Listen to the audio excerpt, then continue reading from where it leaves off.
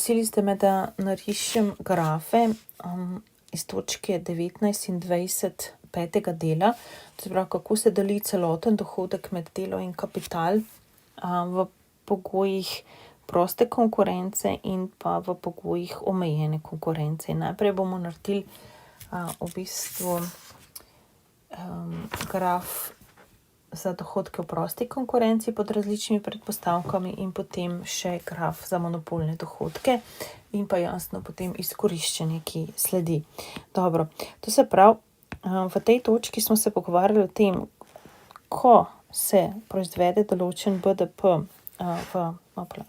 v gospodarstvu, je potem ta BDP treba deliti med delo in kapital. Tako da bom jaz narisala tukaj dva grafa.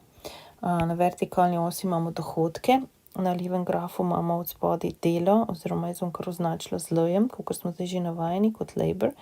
Potem bom pa zraven narisala še en graf, kjer bomo pa na horizontalni osi kapital, na vertikalni osi pa dohodke. No, in če imamo predpostavke so prosta konkurenca plus ravnodušnost najprej, to je prvi model, plus ravnodušnost. In ko imamo tak sistem, imamo takole povpraševanje po delu, povpraševanje po kapitalu, in ko so vsi v gospodarstvu popolnoma ravnodušni, kako, kaj in kako delajo, ker je edino merilo je velikost dohodka, pride preko arbitraže do tega, da so vsi dohodki vseh produkcijskih faktorjev enaki. To se pravi, imamo DR, dohodek ravnodušnost, dohodek ravnodušnost. Ja? No, če relaksiramo to predpostavko ravnodušnosti, pa rečemo, da faktorji niso ravnodušni, kako pa s kom pa kdaj pač sodelujejo, to se pravi, imamo prosta konkurenca plus ni ravnodušnosti.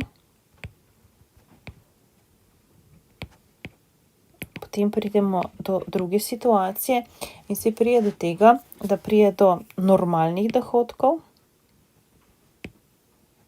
v prosti konkurenci.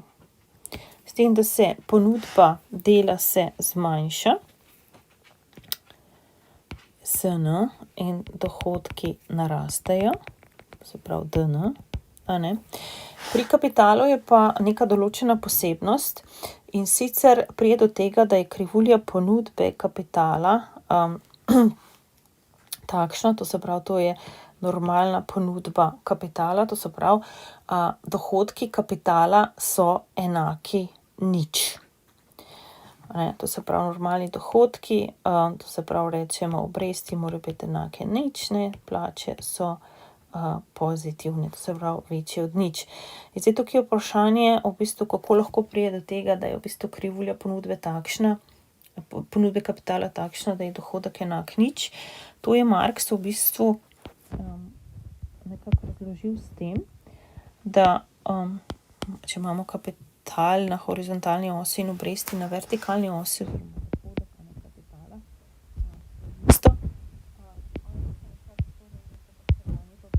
kapitala, to ni bila dejanska ponudba. Potem pa pride do tega, da kapitalisti med seboj tekmujejo, kdo bo ponudil kapital po nižji obrestni meri. To se pravi, pri tej normalni situaciji, če lahko to rečemo, običajni ali pa dejanski, bi bila velikost dohodka CP, lahko rečemo, ali pa D. In to bi bila količina kapitala, ki bi bila na trgu. Ko pa pride do tekmovanja, vsak kapitalist pravi, da je pripravljen po nižji obrestni meri na trg ponuditi svoj kapital, in konkurenca med njimi pripelje do tega, da je potem pripravljenost ponuditi kapital takšna, da je to ponudba kapitala. To je pa pripravljenost potem. In tukaj vidite, da je potem dohodek kapitala enak nič. Ne? To je v bistvu Marx v bistvu tako razložil. Ok, zdaj pa tretja varianta, ki jo bom jaz na posebnem grafu narisala, je pa potem, da imamo monopolno situacijo, to se pravi, da pride do omejene konkurence in vprašanje je, kaj se takrat zgodi z dohodki dela in kapitala. In bom narisala graf, že spet delo pa kapital. Tukaj bomo imeli dohodke dela, tukaj bomo imeli količino dela, potem takole imamo dohodke kapitala, pa količino kapitala, neko povpraševanje, takole. No in narišemo zdaj tole najprej, bom rekla, normalno ponudbo, in tukaj že spet tale normalna ponudba, Dobro, tukaj nisem najbolj ponesrečen zbrala. To se pravi, to je tisto, kar smo štartali v zgornjem grafu. No, potem smo pa rekli, da pride do omejene konkurence.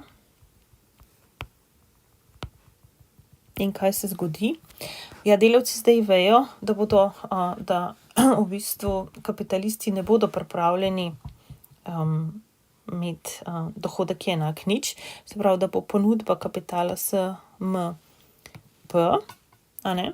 to se pravi, se dvigne gor, se pravi, da njim pripadajo neki pozitivni dohodki, to je količina kapitala, tukaj so obresti oziroma dohodek, Delavci pa odreagirajo tako, da v bistvu povečajo ponudbo svojega dela, To se pravi, da njim pa dohodki dejansko padajo, Če so bili prej tukaj visoki, to se pravi, da je to DN pa KN, te dohodki dejansko padajo potem na DM KM, to se pravi, za določen del, tukaj se jim dohodki tole se jim zmanjšajo, tale del se jim pa povečajo, Pri monopolistih je pa jasno, da je to v bistvu njihovo povečanje dohodkov. Zdaj, situacija je pa tudi lahko takšna, da je tudi omejena konkurenca med kapitalisti, to bi bilo potem krivulja SMV, kar pa še poveča njihove dohodke, to se pravi, da to bi bilo DMV. Sicer se količina malo zmanjša, ampak potem oni pridobivajo še tale del dohodka. In tukaj potem pride do izkoriščanja, smo rekli, da obstajajo pozitivne plus negativne monopolne rente, to sem jaz označila z rdečo, To se pravi, takole, to je plus, pa potem minus, kar se dogaja.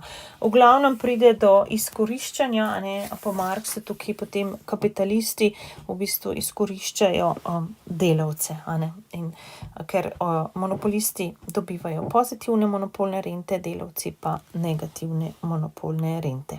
Najlepša hvala.